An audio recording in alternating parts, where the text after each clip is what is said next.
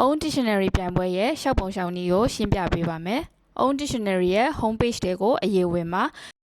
URL link လေးကတော့ owndIC.com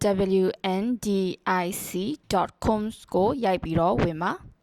home page ရဲ့အပေါ်ပိုင်းမှာရှိတဲ့ entry ကို click တစ်ချက်နှိပ်ပါကိုကပထမအဆုံးဝင်ပူးတာဆိုရင် step 1 ကိုသွားပြီးတော့ send ဆိုတာလေးကို click တစ်ချက်နှိပ်ပါယခုပြန်ပွဲအတွက်ကို Google Form ကိုအသုံးပြုထားတာဖြစ်တဲ့အတွက်ကြောင့် Google Form နဲ့ဝင်တဲ့အချိန်တိုင်းမှာကိုယ့်ရဲ့ Google account ကို sign in လုပ်ပေးပါ Step 1 ကိုနှိပ်လိုက်မယ်ဆိုလို့ရှိရင်အဲ့ဒီမှာ register form လေးကထွက်လာပါလိမ့်မယ်။အဲ့မှာကိုယ့်ရဲ့အချက်အလက်တွေကိုဖြည့်ပြီးတော့ဘယ်ဘက်က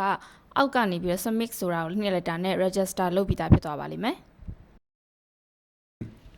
ကိုယ့်ရဲ့နာမည်ရဲ့နိုင်ငံရဲ့မွေးနေ့ရဲ့ကျားမအမျိုးအစားရဲ့ပြီးတော့ဂီနိုဂျီရှူဆဲသို့မဟုတ်ထုတ်တဲဂီနိုဗီဇာနဲ့ဂျပန်မှာအလုပ်လုပ်နေလားဒါမှမဟုတ်အခုမှစပြီးတော့ဂျပန်ကိုလာဖို့လုပ်နေလားဆိုတာရဲ့မိမိရဲ့ဂျပန်စာ level ရဲ့ကိုဖြည့်ပြီးတော့ register လုပ်ပေးပါနောက်တစ်မျက်နှာမှာတော့ပေးပို့ရမယ့် form လေးပေါ်လာပြီးတော့အဲ့ကနေတစ်စင်းတစ်နေ့တစ်ကြောင်ရေးပြီးဆိုရှင်းဆိုတဲ့အပြရောင်ခလုတ်လေးကိုနှိပ်ပြီးတော့ပေးပို့နိုင်ပါတယ်အရင်တုန်းကပြိုင်ပွဲပြိုင်ပို့ပြီးတော့ register လုပ်ပြီးသားလူကြီးဆိုရင် step 2အပြရောင်လေးကိုနှိပ်ပြီးတော့ချက်ချင်းစာကြောင်းကိုပေးပို့နိုင်ပါတယ်